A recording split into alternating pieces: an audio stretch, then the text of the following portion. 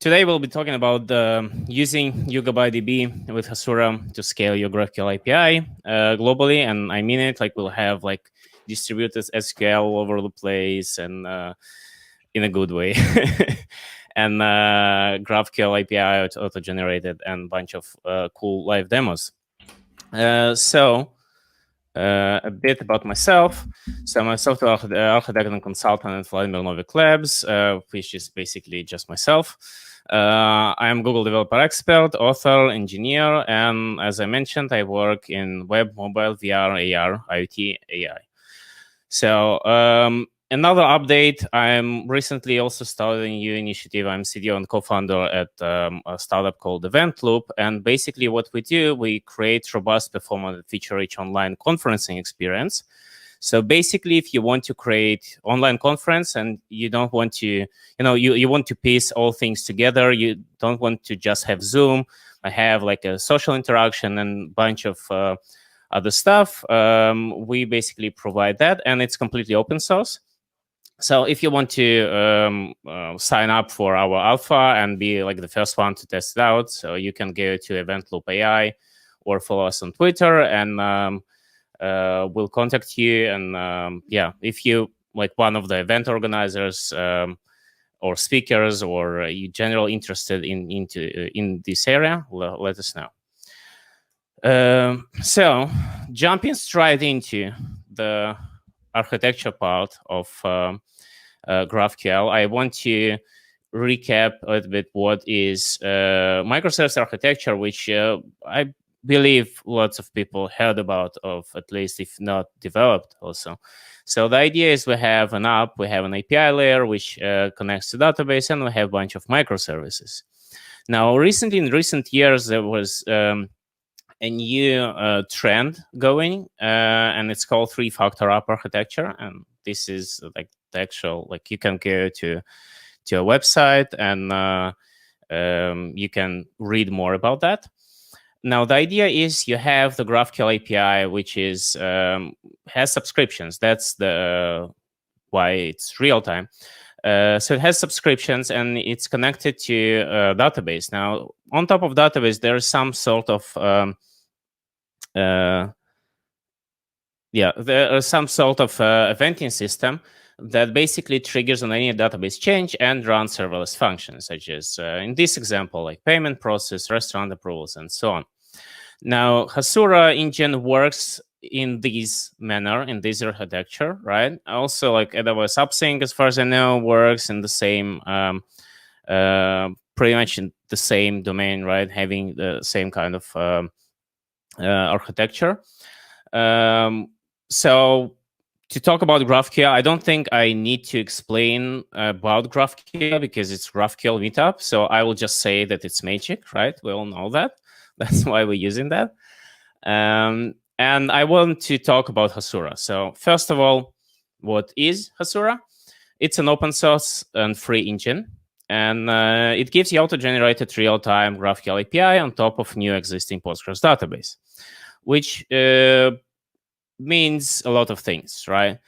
It's open source. It can be deployed anywhere. It can run locally. Basically, everywhere where a Docker container can run, Hasura can run. It's compatible with all authentication solutions, at least with most of them. It can run on top of new or existing Postgres, which is really important if you want to migrate your Postgres database to a new stack, right? You can just run Hasura on top of existing database and get everything like all the GraphQL API auto-generated. It supports Postgres add-ons, PostGIS, TimescaleDB, and that's why today we will use Yugabyte with Hasura, which also has Postgres. It's Postgres compatible. That's why we can run Hasura on top of it. I mentioned that it auto-generates GraphQL API. GraphQL queries are compiled to performant SQL statements. It also comes with a CLI. So we will see today Hasura console, but if you want to write code first or configuration first, you can do that. And it has Rails-like migration system. Whenever you do any change in the files or like any change in the console, it's saved as a local migration file that can be committed to Git, and you can run it in CI and will apply changes to your database. It can work with custom SQL statement, has configurable access controls, can be connected to your own GraphQL server, which is kind of cool. Like you want not only auto-generated GraphQL API, you also want an ability to kind of stitch other servers inside, write custom logic, and so on. So it gives you that.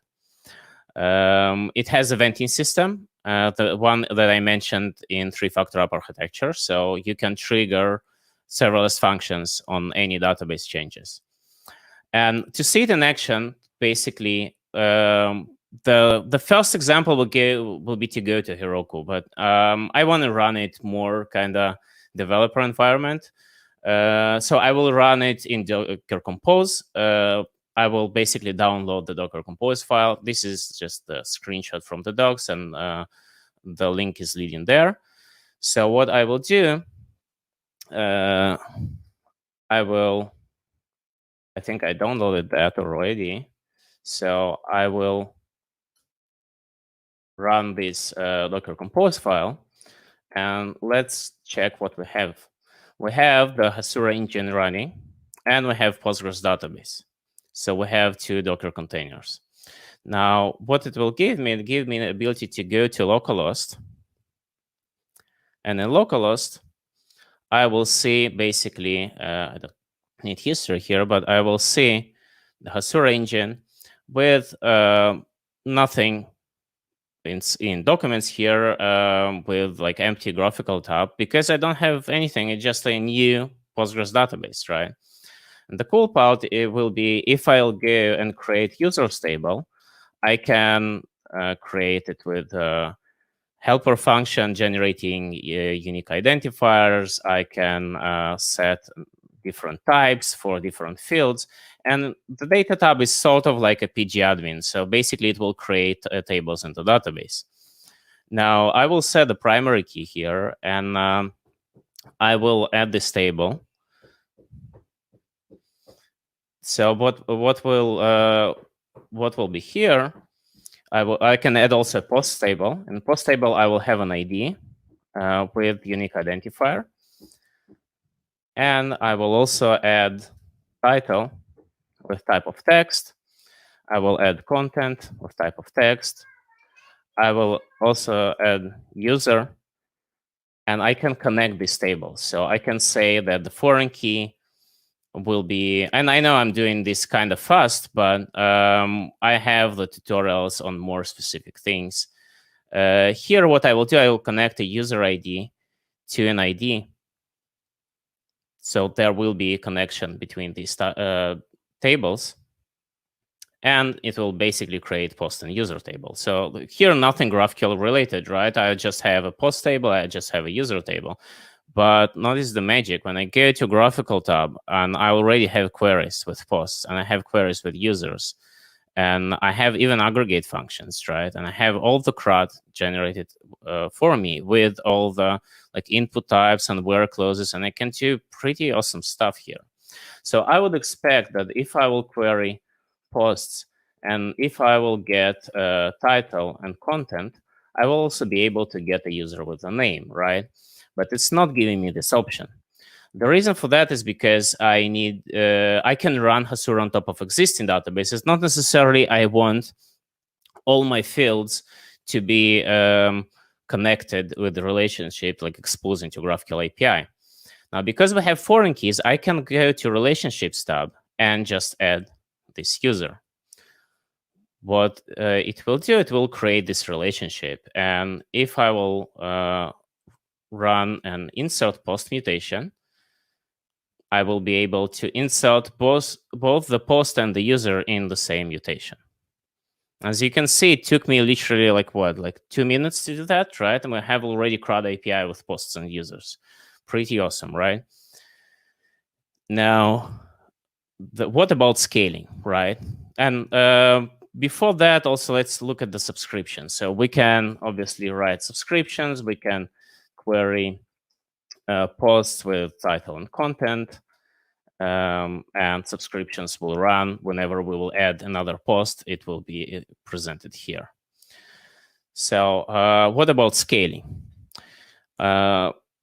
And before talking about scaling, usually when we talk about scaling, we talk about some numbers. So let's see the numbers. If we're running Hasura as a single instance with 2 CPU and 4 GB of RAM, we will see the amount of live queries, subscriptions, live queries. As the amount grows, the amount of CPU grows, right? So if, let's say, we have 4 CPU RAM, on 20,000 of active subscriptions, we have 90% CPU load, right? And we want more numbers, right? Let's say, let's think of 1 million. What if we will run 1 million concurrent subscriptions, right? In that case, we can create multiple Hasura instances. And this graph shows us that to get to 1 million, we will need to have like 50 and more now Hasura instances. And to look at the structure, it will look pretty much like this. We'll have a Postgres, we'll have a bunch of Hasuras, and we'll have our app. Now, what is this part, right? So if we get into cloud architecture and look more into how it will look like in real life, we'll have a Postgres running RDS, let's say 2 instances on a private subnet of master and slave, and we'll have different Hasura Fargate tasks. For ones who are not familiar with Fargate, basically it's running Docker container. So imagine multiple instances, like we said, 50 or something, right? And we have application load balancer in front of them. Everything is virtual private cloud and exposed to the outer world, right? To our application. Now, this will scale things. But what about database, right? So if we look here, we have only 1 Postgres, and here we have 2. Now, with 1 million concurrent subscriptions, we have 28% of database load, but still we want to have some kind of fault tolerance. What if database is down, right? We need to support that.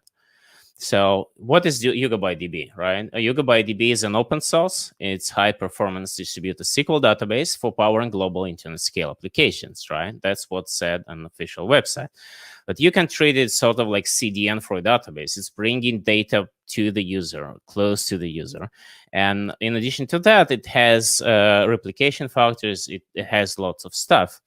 So it's built with a combination of high-performance document store, per-child distributed consensus replication, multi-shard ACID transactions, and it's cloud native. It runs in one cloud, it runs in multiple cloud, and yeah, you can run like part of it on one cloud, part on the other cloud across like different availability zones and so on, and it just works. So you can run it in any public or private clouds. You can run in any Kubernetes environments, which is kind of cool. And it brings Postgres-compatible SQL API. It has low latency read performance, has globally distributed trie scalability, and this now it's part of doing a bit of live example how we do it, how we install our Yugabyte. So there is a quick start guide here linked to install it on your dev environment. Now, I already installed it on my Mac, so I won't go through that. I actually today I recorded an Egghead free lesson about how to do that. So once it will be approved, I will share it with on Twitter, so you can follow me and see whenever it will be live. But the main point is I downloaded the Yugabyte with wget from here. I extracted it to Yugabyte folder. I set up some configurations on my machine. And right now, I can go to Yugabyte. First of all, let's just bring our Hasura Docker down, because we won't need it for now. And right now, I want to run Yugabyte locally. So to do that, I want to create a cluster.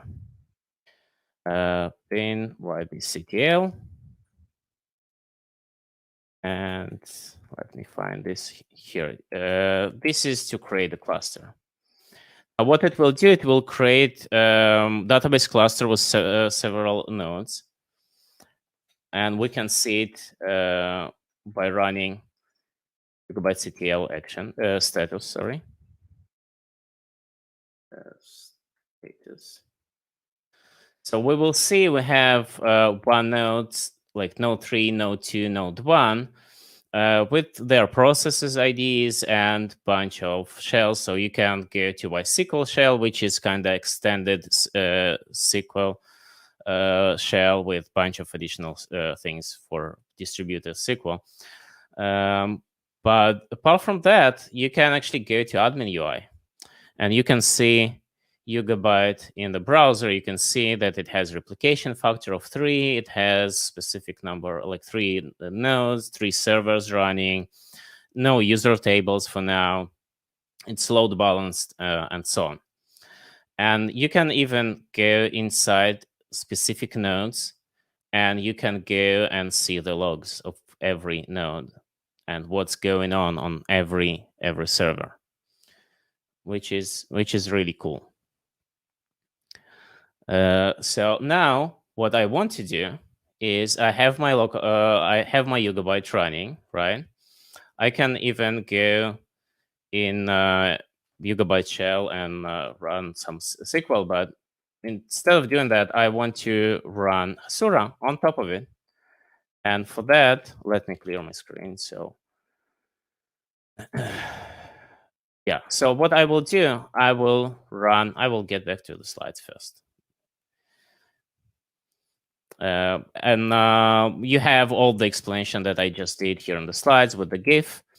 So to run Hasura on top of Yugabyte, we will run this command. So in the slides, you can just simply copy that. Let me walk you through.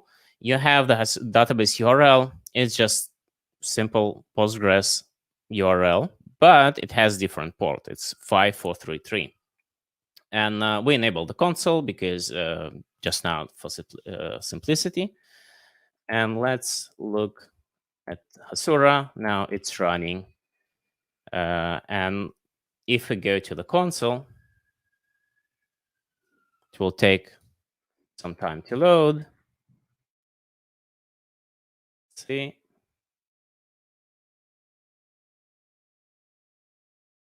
Live coding happens.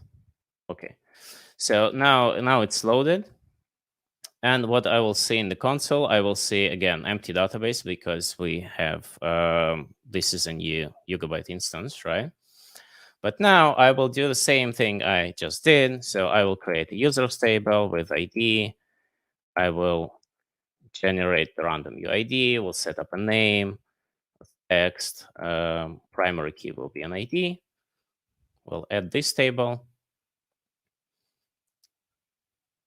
Add post table. Post table will have an ID. Again, will be auto-generated. I will have title of type text. We're pretty much doing the same I just did on local Postgres, but this time on the cluster. So I have title and content. Primary key will be an ID. I will set up a foreign key referencing users table.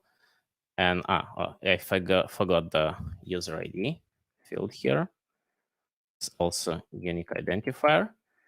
Now, if I go to users table, I say that user ID will be mapped to ID. Save that. Add this table. And we also need to set up relationships, right? So posts will have a user. Now, if we go to GraphQL, we see all of this stuff again, and we can create a new post, and it's created, right? Now, if we query our posts with where, well, it's a wrong where clause, but let's query just simple post like that. So we have the first post. Now, let's simulate what happens, and yeah, let's just get through this. So running on top, let's simulate downtime, right? How do we simulate downtime? Let's look at our cluster right now. Our cluster has 3 nodes, everyone running. What I want to do now is to stop one of the nodes. ctl stop node 2. It will stop node on TS server. So if I go to Yugabyte console here, this was the one that has stopped. So let's go to the admin UI, and we see in our tablet servers, we'll see somewhere that they are stopped. I think this one has to be updated. Still showing that it's alive, but if you go through the status command, you will see that this is actually stopped. Now, what I expect in like normal case will happen to Hasura, right? My query won't work, but this time my query keeps working, right? So this is pretty cool. I have one database, one like database in the cluster is down and everything is working, right? Now, what will happen if I will run a subscription? Well, actually, yeah, with subscription, let's run subscription here and see. So if I will run subscription and post, it's still running, everything is good. What will happen if I will stop another node? Let's stop node number 3. Now, my subscription seems to run for some time, but probably I won't see anything coming from here. And if I will try to query, I will get an error because we have 2 nodes out of 3. Now, there is a concept called replication factor. Now, Yugabyte is set up with replication factor of 3, meaning it can tolerate 1 failure. If it's 2 failures, it won't tolerate that. So right now, it won't work. But see how fast it will be up once I start the node. I need to start the node. And will produce an error because there is 1 node that is stopped. So it will show me that there is a problem with TS server. But you see it's already here, like the data has returned. I haven't, like if I run it, it's already there. So it's pretty cool, right? So now, to simulate downtime, we did the stop node, we stopped another one, and a 2 failed node with the replication factor 3. Basically, that's what will return from subscription. I just didn't want to run that because it takes time for response to get, because of it takes time for subscriptions to fail. And this is cool because when you know this stopped and then it's back, the subscription will just keep running.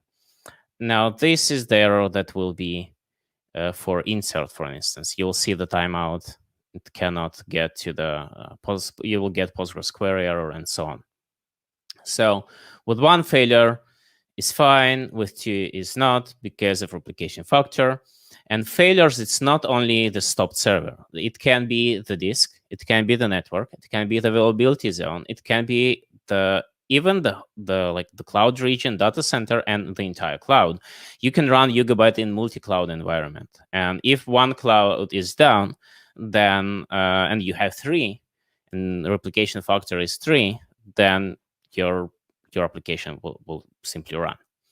So the takeaways from these presentation is Hasura auto-generates GraphQL API for you, and it's open source. Pretty nice. Yugabyte takes care of high availability of your database. So you kind of solve the problem with Hasura, like scaling it with multiple Hasura instances. Well, Yugabyte will bring the data close to the user. It will deal with all the replication factor, fault tolerance, and so on. And so, as I mentioned, brings data close to user for multi-region, multi-cloud deployments. they are open source, and you can start using it today. And in fact, things that I showed you today, you can also read about that in this blog post that I released a couple of days ago. Yeah, and thanks. If you have questions, you can ask them here in chat. If you need some consulting, like remote workshops and mentoring, you can go to my website. It will be updated next week probably, with a bunch of new workshops that I will be doing next week and in the upcoming months. Also, if you're interested in the business we're starting with the event loop, let's talk about that. If you're interested in online conferences, if you're interested in organizing, attending, speaking, and just getting all the experience, let me know. And yeah, follow me on Twitter. And my DMs are open, so you can always ask a question.